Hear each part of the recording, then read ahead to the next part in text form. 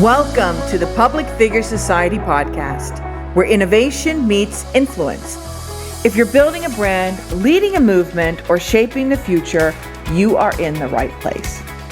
We bring you the insights, strategies, and stories that fuel the world's most impactful public figures. It is time to step up, stand out, and leave your mark. Let's dive in.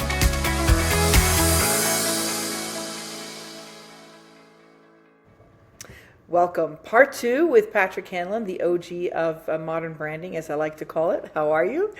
I think I thought about this, and I think I would prefer to be called, rather than the OG or the GOAT or the whatever, is the Druid.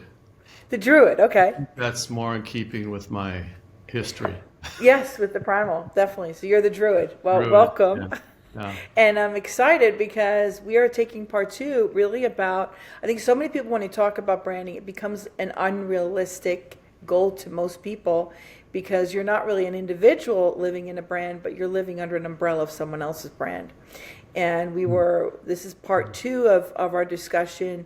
And if you want to go back to learn more about the Primal Branding, go to part 1. But now we really want to jump into the fact that a lot of times people are living in someone else's ecosystem and building that. And how do you create a legacy within that? How do you create the branding? And that was where we left off. And I'd love to continue with that, Patrick. What are you seeing? So like if you're thinking of someone that's a CEO that has an umbrella, and sometimes it's different. Like for instance, with PayPal, it was not Elon Musk that started PayPal, it was Peter Thiel, but Elon just kind of dominated it. So sometimes you can dominate a brand. Well, that's they not worked together and collaborated. Yeah, there were other people also. Yeah, as I recall. But yeah.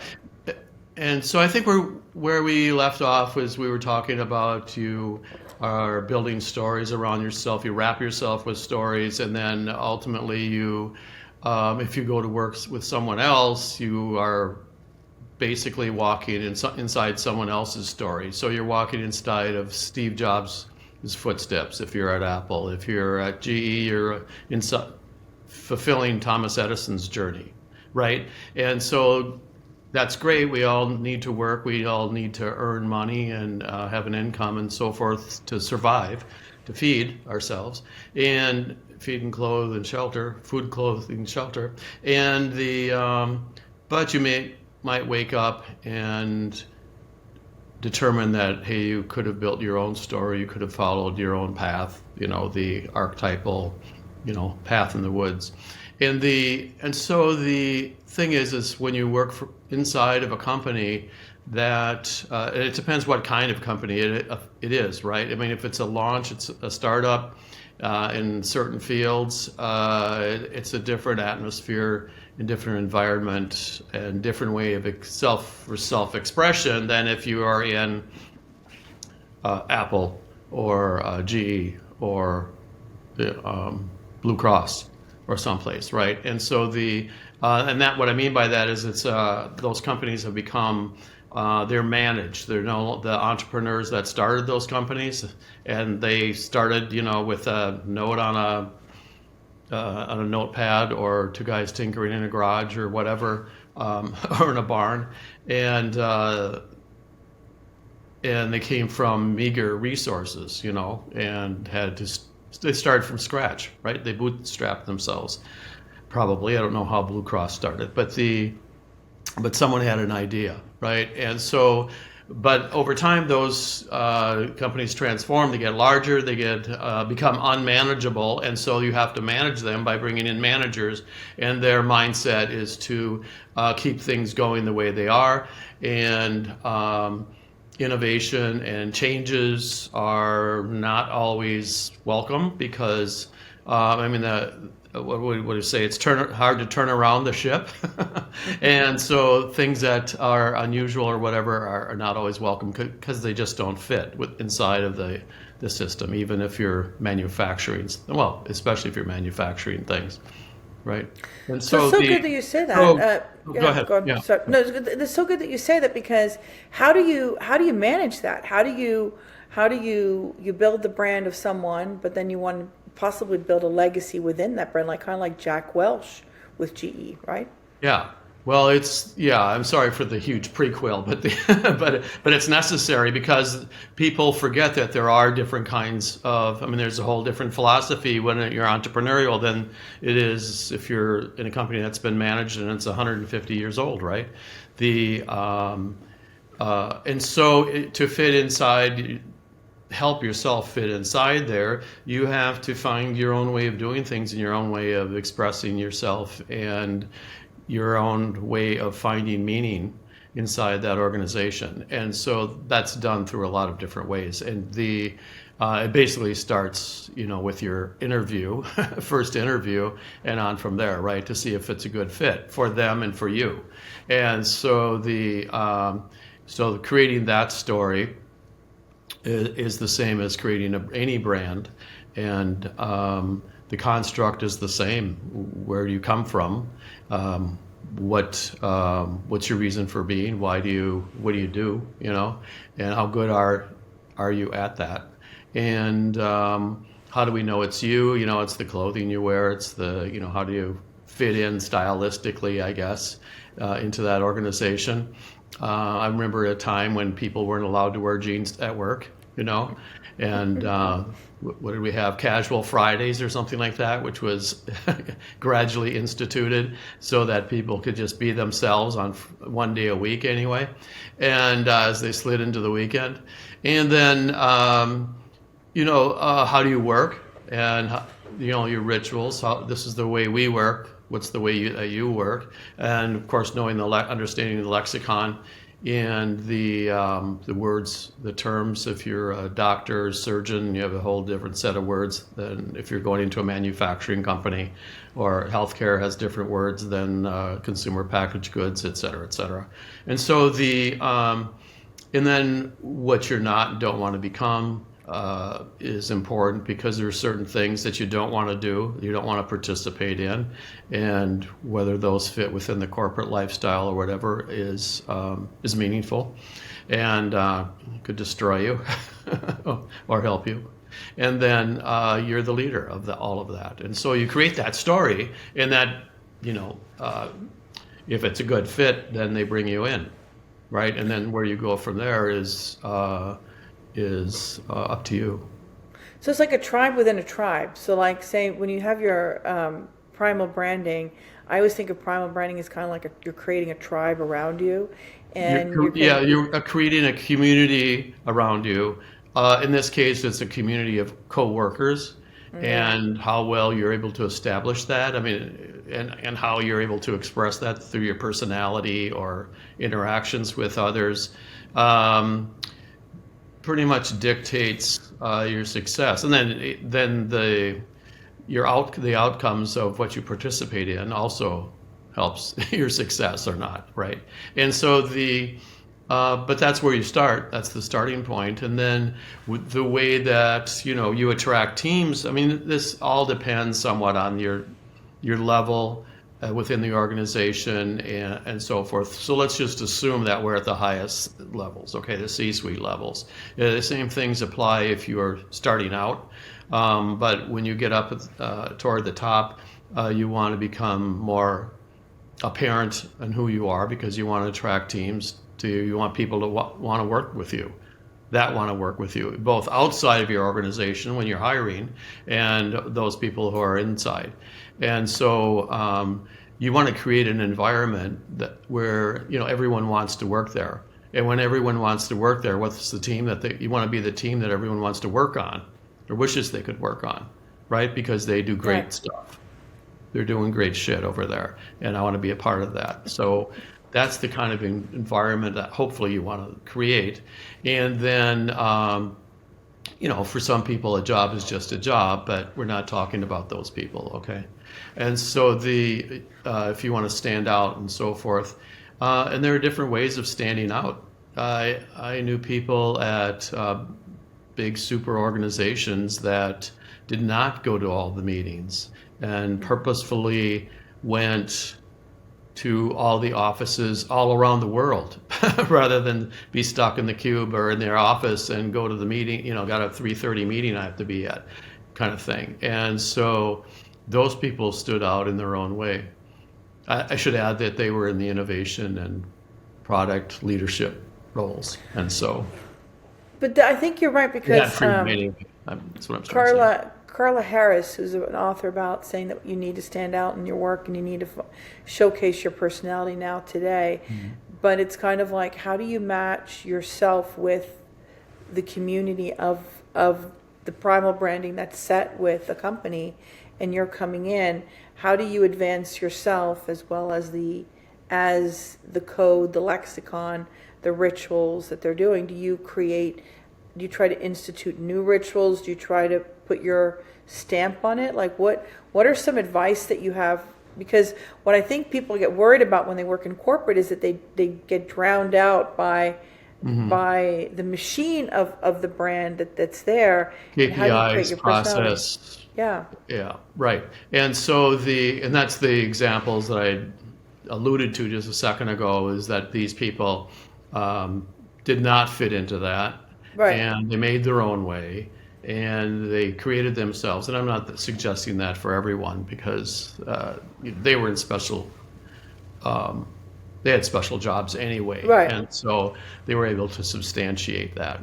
And so and they were working at the global level. So if you're working at the global level, it's better to get out and see what they're doing in China or Australia or whatever it is than try to just read the reports back in wherever. Right. New York, Chicago, LA, wherever you are, and San Francisco. And so but you're talking about how do you fit in, and you have to find, in the case of finding the place that's right for you, you look for people like you. You look around in the waiting area in the lobby, and you watch the people walking through, and would I like to be here or not? And some companies recognize that, and they fill their. I was in the lobby at Facebook, and they just filled it with posters and stuff, and you see all the people walking around. It's very collegiate anyway, and it looks like a place I'd like to work. Or Google too, this would be cool, And I've mentioned this a lot, but Google, I remember in the beginning, had signs in the hallways that smart people know other smart people, and so have your friends give us a call. Was the message at the bottom, and so that's just a outwardly deliberate way of recruiting and bringing friends of friends. Yeah. But so now, like with AI coming in and a lot of jobs are being lost, and it's almost like an insurance plan of building your personal brand is what I say. How do you build a personal brand when you're in the confines of another brand? So a lot of times when I work with clients, I try to use their personal brand, what matches up with the brand of the company, and how do you it's almost like, how can you parachute yourself out of a job so you can work for yourself, or how do you create that evolution of your personal brand within someone else's brand? Yeah, well, those are two different things. Okay. Right, but you're building personal brands whether you know it or not, and so what Primal Branding does is through having understand that you need a creation story, you have a creed, what you believe in, your reason for being, and which is different from everyone else, so same or different from everyone else, and you have icons, and you have rituals, and you have a lexicon, a way of speaking, the words that terms, whether they're terms of art or the things that you need to know, do you know sports, right? And so how good are you at jokes?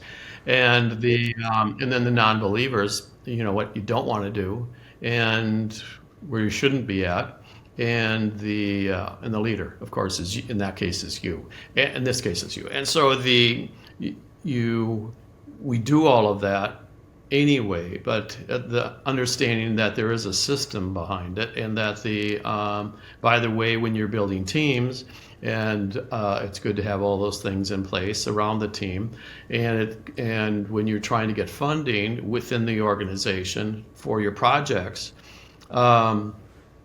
it's huge, because the ability to tell your boss, here's where this idea came from, here's where it comes from, here's how here's what it's all about, here's how it's the project, here's the way it's people are using, here's how it fits into our product, our architecture, here's what it's the way we're talking about it, here's what it's not and never wants to become, especially in big categories where you don't want to be stepping on someone else's project down the hall, and neither does especially your boss doesn't want you doing that.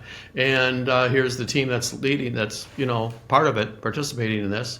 You've just filled in all 7 pieces of code, and what we've experienced is that I was just talking to our Levi's client yesterday, and I said, what, that project that we were working on, which was selling jeans to women, did that really go forward? I mean, we knew it went forward, but what is it still? And he said, yeah, as a matter of fact, we sell more jeans to women now. Levi's sells more jeans to women now than they ever did.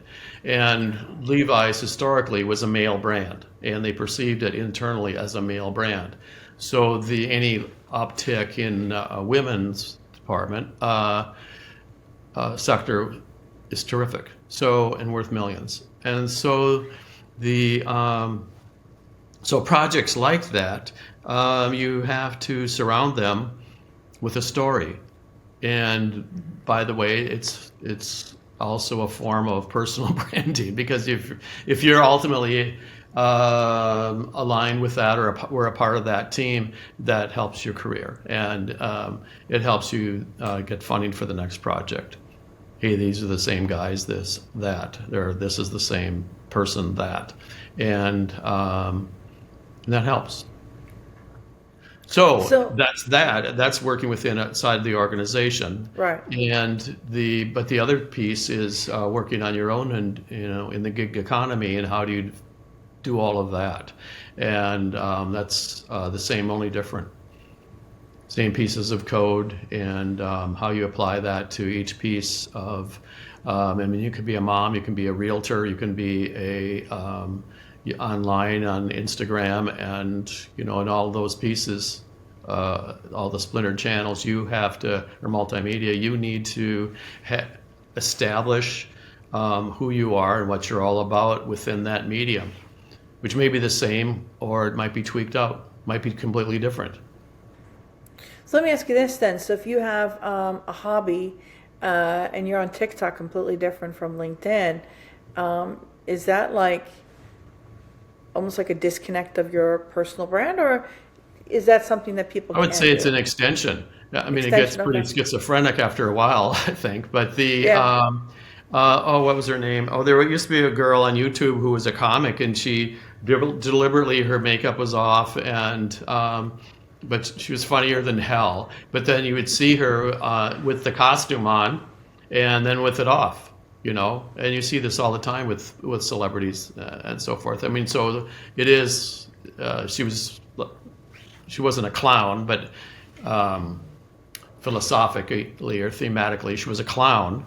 And when she was doing the comedy and off screen, if you will, she was her own person, whatever that was. Yeah.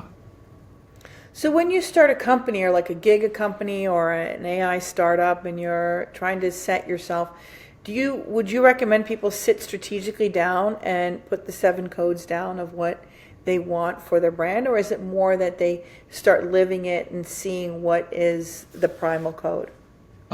People tend to, from the feedback and what I've observed, people tend to just write it down. Yeah, here it is, and the act, I think, of actually sitting down and writing it down, there's something about that ritual that helps people solve for themselves, as opposed to just walking down the street and going, oh yeah, my creation story is this, my reasons to believe or whatever, or this, and here are my icons, blah, blah, blah. I think the act of writing it down is important. Yeah, so I would say sit down, write it out at first, and then you can always change and evolve things as things go on, as you move through the process. But I think it is good to write it down. What would you do? It's interesting. I've had two different creation stories, and so that's where, like, what context do you use which story, right? And then it's kind of figuring out where you are going to be, and that's been one of the challenges. And what I was really interesting is I was like, wow, I need to revisit, and that's what I did after our conversation last time, revisiting what is the primal branding going to be. And I think you evolve your primal brand. So things change in your life, directions changes, and then you're like assessing. Not static. Wow. Yeah. It's not static. Even static for a company. I think that the creation story might change, but there might be a piece inside of that creation story that helps you out 100 years later, And so, I mean, a lot of times we go back to the creation story for a company that's 100 years old or 150 years old, whatever, and we go back to, and now they've lost their way. They don't know who their market is, or their current market is aging, and they want to go after younger people or whatever it is. They evolve. A lot of times we go back to the creation story and the reason is because in the beginning, they had to exist for a reason. What was that reason? Is that reason still valid? Or does that reason have some kind of universal meaning or reason for being in today's world? You're made soap or something, and cleaning is good, right? And so you just go back to the umbrella notion of cleanliness or being clean or making products that help people clean, and go from there. And so going back to first principles is often a good idea. I was going to ask you, in the context of after primal branding, a lot of a movement came into the archetype from Jungian. Does that fit in with the primal branding, or do you think it's a difference, or what do you think of the whole archetype component? I think that, I'm a little different. I studied the archetypes and all that in college. Oh, wow. I think it's a little bit misplaced. It's a little bit of a struggle to find an escape hatch or something that's easy to grab onto. I think that in marketing and communications, the goal is to create your own archetype, to become Levi's, to become Coke, to become Apple, or Nike, or any of the big brands, because they've fulfilled not only all the pieces of Primal Code, but they've established a place. They've gone outside of marketing, and they've just become a part of life, in a sense. And so they are their own thing, and pretty untouchable. Which is why people look at them and go, I could never be Nike.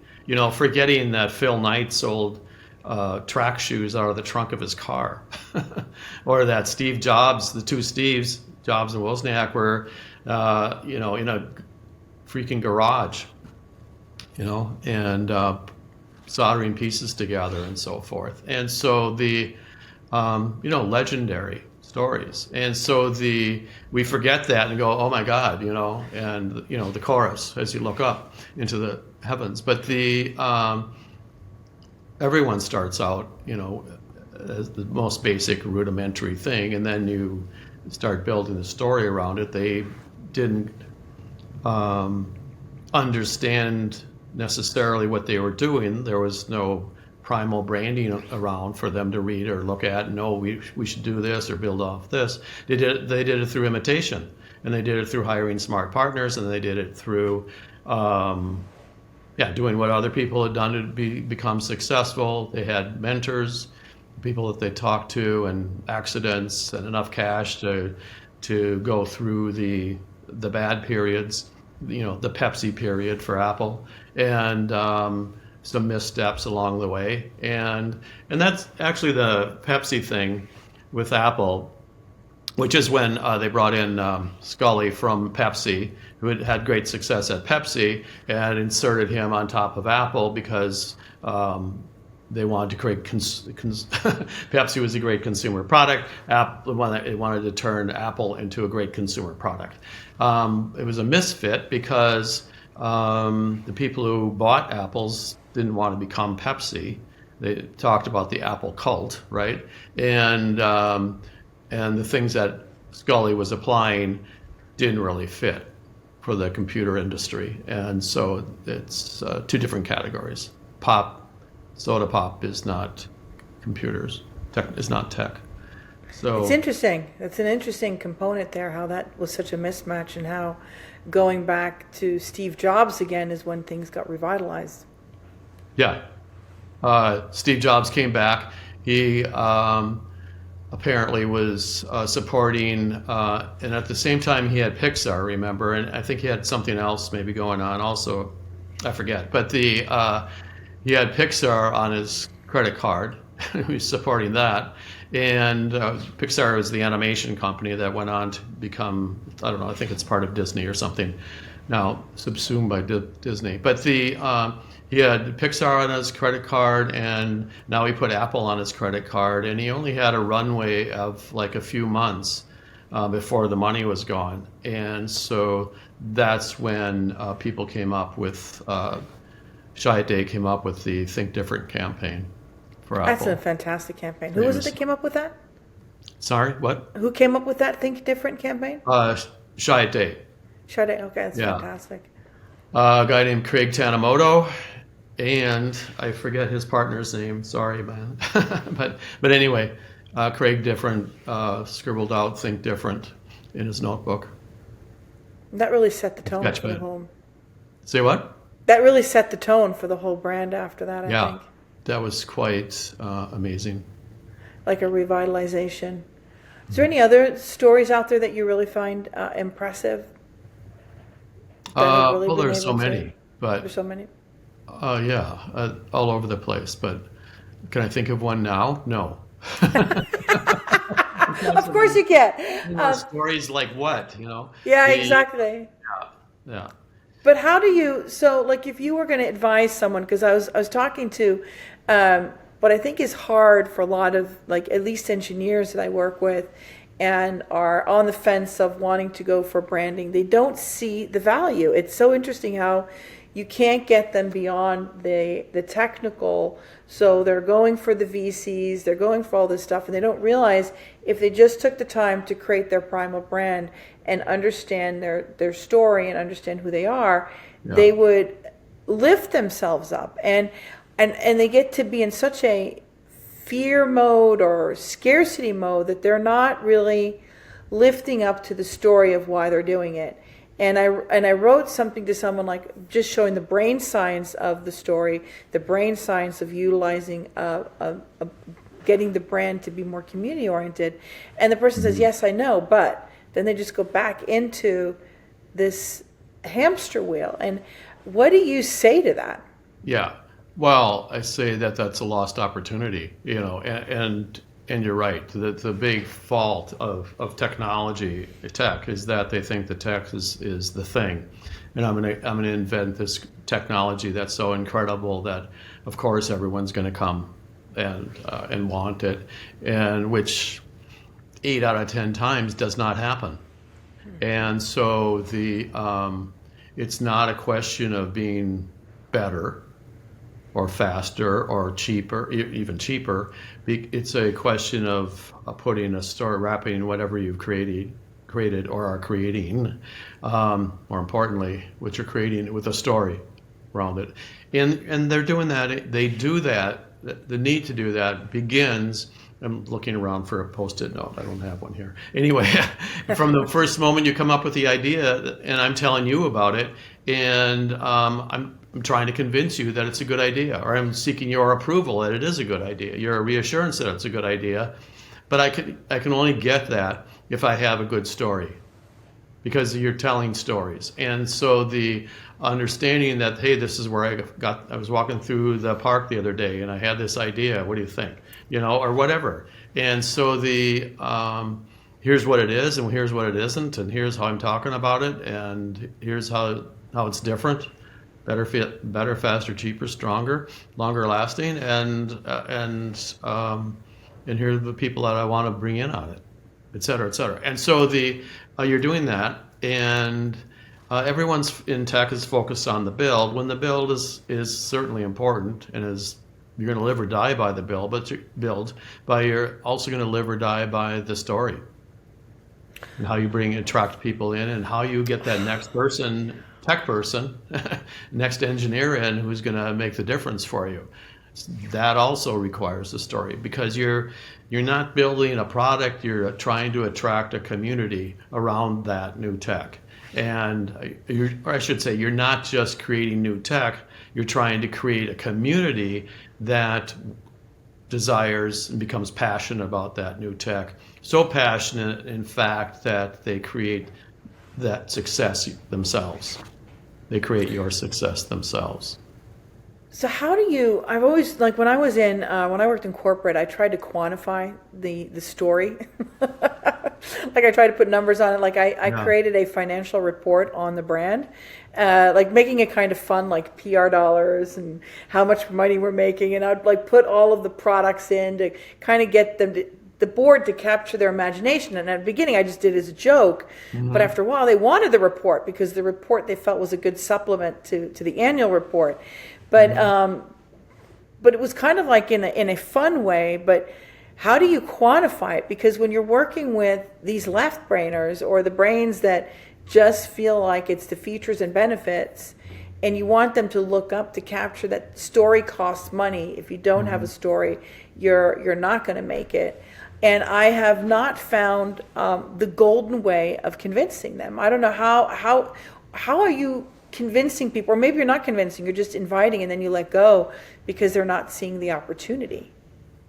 Well, usually we do try to convince people, and we convince them by two metrics, which you may have pointed out in the last session. But there are two metrics that we rely on, and they're two random metrics, by the way. One of them is from the Edelman PR company. They do a global study every year, and in the U.S., people need to see something, 5 to 7 times before they're even aware that you exist. Before people go, "Hey, have you heard of these guys?" "Yeah, I think I've heard of them." And then that's in the U.S. It's in Great Britain, and in Europe it's 12 times. And if you're in Singapore, it's 17 times. So that means they need to hear from you in 17 different places in Singapore. And so, but let's just get back to our reality, which is 5 to 7.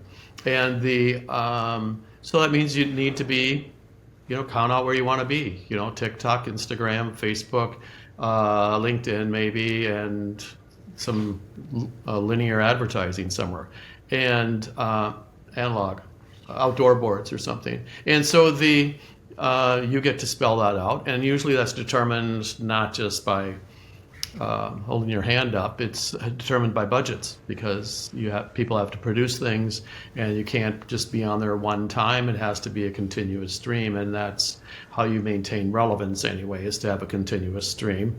You can't just be up there once. And and that's why the race to create viral advertising is misaligned, as a misdirect, because if you're lucky, you might get it, but it's have a better chance probably of winning the lottery. But there are people out there trying hard to become viral, right? But that only lasts a week. And then what are you going to do for the next week? And so the opportunity here is to create content that expresses who you are and your reason for being, and differentiates you on the marketplace, and is fun and engaging, and people want to see it, and you keep that going for good, forever, 24/7, really. And so so that's the thing that you need to do. So those are the metrics that we use, because that explains. I'm sorry. The second metric is it takes 100 hours to make a friend, which means that you're trying to create a relationship with people, and that assumes you're trying to create a relationship with people and you want them long term. And so that stat is from, you can Google it, it's from some sociologists in either Kansas or Madison, Wisconsin. And so we use those two metrics. People need to see you 5 to 7 times, and it takes 100 hours to make a friend. And there you go. There's awareness plus long-term engagement. And that's what we do. And that helps the CFOs understand why we need the money, okay? And helps the CEOs also.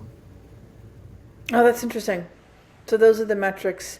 But then it seems like dimensionalizes, not only that where we need to be, but how we need to be there, right? And it gives a span. People to create a relationship takes 100 hours. That's a lot of YouTubes. That's a lot of scrolling, through TikTok and Instagram and so forth, right? And people want to be confident, and they want to be sense your vision. They want to sense who you are. Are you a part of one of the many tribes that I want to belong to?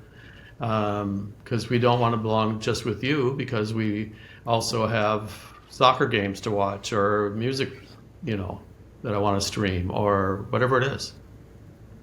We all have multifaceted lives, and we want to experience all kinds of different things. So, but that takes a lot of confidence for someone to build. I mean, if you're thinking, that's one of the reasons why I think when I'm seeing people that I'm following on TikTok, it's really the persistence of certain people that have the confidence and the conviction of their message. Yes, exactly. And the consistency is also key. So persistence, you have to be determined and intentional about it, and being persistent about it. Consistency is good, depending on how you're being consistent. If something's not working, then we don't want to be consistent with that. We don't want to be consistently bad. But I think the thing is that a lot of these things people kind of take for granted. No, yeah, we were on there and it didn't work out. We tried YouTube or whatever it is, and but I think the thing is that it was too complicated, or it took too much in production, or you have to find the right thing to be doing on any of these platforms, and so it's, by the way, great to be on YouTube, because YouTube is owned by Google, and if you want to be in search and so forth, it helps.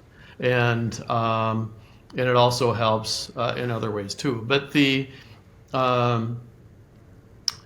so you have to understand all the media, and you need to be out there. Definitely. That's the world that we live in right now. So how much do you think being in real life matters, or do you not think it matters anymore, or not as much anymore? In real life? Yeah, being in real life networking. I love being in real life. Me too. And I don't mind being, somewhere in the social, digital, or traditional media streams either. But the in real life is where it's at. Why would you ask such a question? Because when we're talking so much about social media and COVID, you end up being on there. If the 100 hours of making a friend is primarily digital. And I think I just see it myself with during COVID being stuck here in Phoenix, happily stuck, and I ended up staying here, is that you get so used to the digital friendships that you're not really focusing so much on the personal, like day-to-day network of in your life. And what I have found is that when I have combined the two more, being more present here in Phoenix, going to the networking, they then see me on social media, and that has been the magic of getting clients and getting interest. And so I've just sensing a change from like COVID, that there seems to be more and more importance in real life. And with AI right now, will we see more people wanting to be in person and letting the social media go? Like that the 100 hours now has to be even more invested in real life networking. Well, who knows? Nobody knows. But I think the thing is that people want to be together. I think there's there are extrasensory things, or not extrasensory. Yeah, okay, extrasensory things that happen when people are together. There's a vibe there that doesn't exist right now, on this and what we're doing, right? And so so I think people being together in person is definitely better than digitally. But the digital thing allows us to come together over this and be in one of those 5 places, right? And and we're able to interact and express thoughts, and but it's not as good as being in person, obviously. So where do you think, and I know we can't really put a crystal ball on where things are going, but things are going so fast right now. How are you guys seeing the AI? I know that you guys are working on AI components within your company, but how are you seeing the whole culture? Like do you think that the primal branding is going to be diluted by the AI, or do you think it's going to be more important? Or how do we manage it when we have all these AI bots and so forth, and trying to make a statement of who we are? Well, I think the primal is just being human. Another is how we are human and how we interact with the world at large. And I don't know how. I mean, nobody knows how AI will interact or intercede or interrupt that, and so it's hard to even guess. What we are able to do, though, strategically, is I don't think AI is going to interrupt anything in terms of creativity, in the sense of, I got to be careful how I say this, but I think a lot of the images that I see in AI and Midjourney and so forth, and they're represented on Instagram and everywhere else. Some of them are fascinating, but they're like one-offs, and there's no story in there, right? And that'll come, I think, and I hope, because some of the things are remarkable, and so I think it'll take some genius to wrap,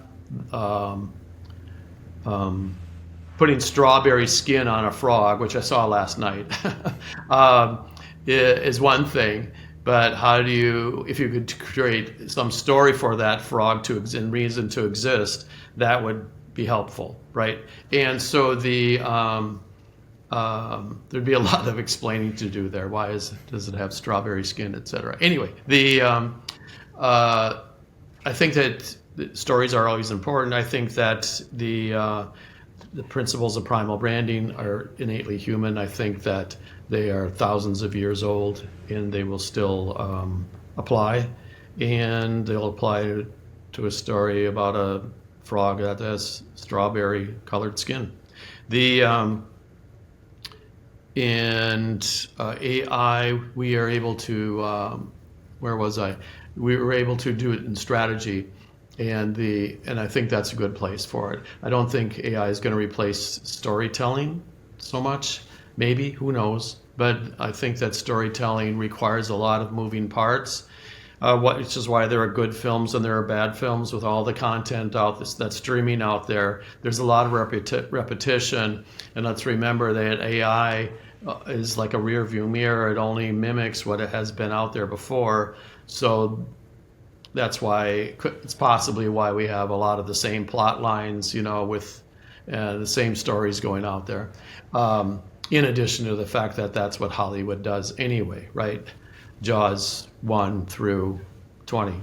And so I think that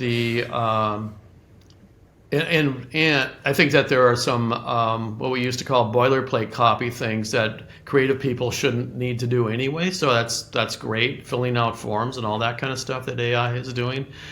Have at it. And but I think the real, truly creative stuff is always forward. We're trying to relate to other human beings. We're trying to express something that they haven't felt before or heard of before. I think that one-on-one human sort of sharing, I guess, is going to remain a human being's job to do, and how does the audience react, et cetera, et cetera. So I think it takes a human being to create something that another human being will respond to. But we'll see. We'll see. Yeah. So coming to close, In terms of idea creation. Yeah. So what is your favorite AI tool right now? Oh, let's see, a favorite AI tool. I don't know. I'm immersed in the one we're developing, which is a custom GPT, and we're using it to, as I started to say earlier, to help us develop strategies based on primal branding, and it does in seconds what used to take people days, nights, weekends. And so that we think that the space that this is filling is not a creative space necessarily, but it's a basically filling out how to spread social code, primal code across social, digital, and traditional media, which we've done by hand, but it's sort of a nightmare. And That's the ability exciting. to do this pretty much automatically, but intelligently. It still needs a human, someone who's engaged in strategy to go through and parse through it and spot check it and so forth. But it's pretty good. Yeah. That's exciting. It's pretty mind blowing actually, how quickly it can happen. Are you opening that up to the public, or is that more just within your company that you're going to have that?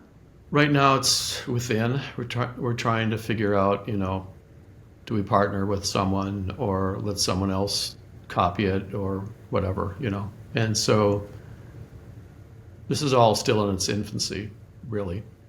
But it goes so fast. It does travel fast, yeah. So It does. anyone who wants to try it out, send us a note. Okay. Well, that would be wonderful. Well, I want to say thank you for your time. This is great. I hope to bring you back. This has been such a enlightening understanding of branding in its true form. I think there's so much out there that distracts us from how to really get to brand that has an impact. So, well, thanks. One last word. Do we have any more time? Yeah, we do.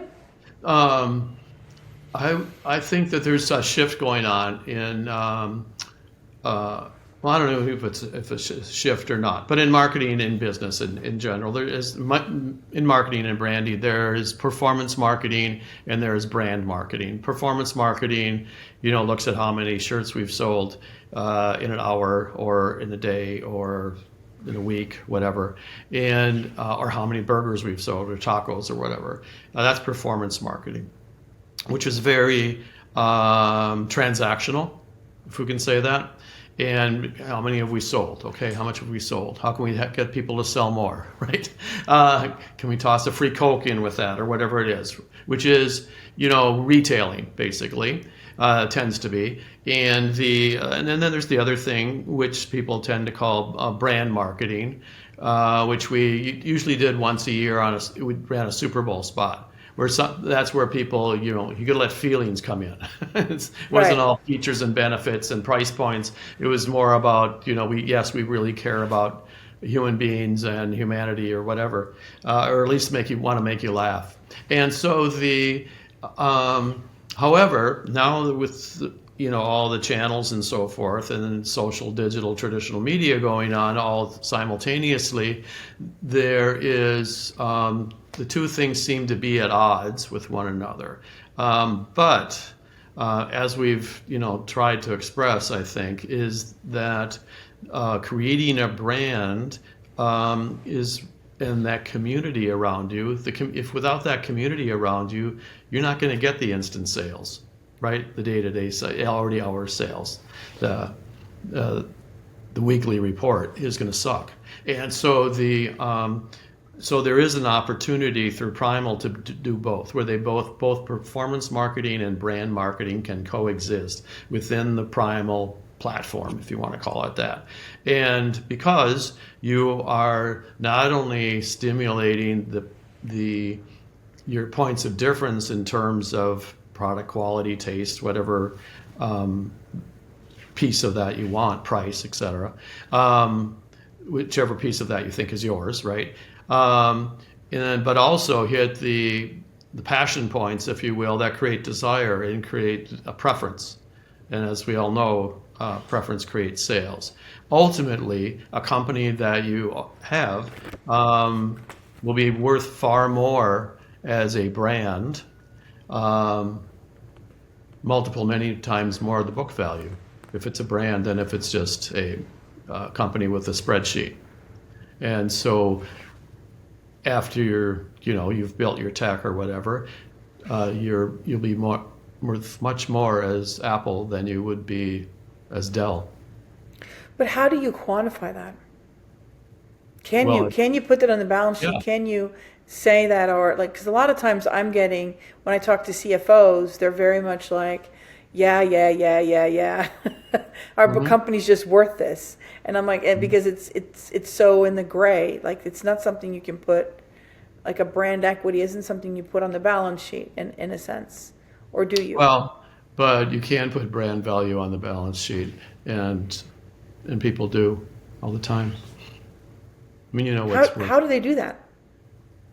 Ask them. I'm not an accountant. Yeah, no. I'm really surprised because at least that's where I'm getting the contrarians that I talked to, and I like to explore the contrarians because it crystallizes my arguments. Mm-hmm. So, but you're right. So, performance marketing versus brand marketing is they are very different, and I think this is where I come in when I talk to people. They're so much into the performance marketing and not into the branding that sometimes you're trying to get the people that are so focused on performance marketing to look at the branding. So let's look at performance marketing for a minute. The funnel, right? Now you get people into the funnel. Is that accurate? Well, the funnel of acquisition, retention, churn, re-engagement, or what do they call it? Resurrection, and so forth, is a model from 1970s direct marketing practices. All right. And so it's not only old, but direct marketing is, by the way, also called junk mail, right? And so where does junk mail go? It goes in the garbage. So if you want to persist in your acquisition, retention, churn, blah, blah, blah, funnel formula, what you're essentially doing is putting out junk mail. Is that what you want at the end of the day? I don't think so. I think you want something more than that. I think it's obvious that any company that's putting out a brand and not junk mail is going to be worth much more. And so at the end of, 5, 10, 15, whatever years, what do you want at the end of that? Founder. So yeah, it might get you through the first couple quarters or whatever. And yes, you need sales, but that's not the only way to do it. So how would you do it? That's why you need to have. Well, that's why I think you need to have a systematic approach that builds. I mean, it's a strategy. It's a difference in strategy, and you want to build something that's both meaningful and rings the cash register, so to speak.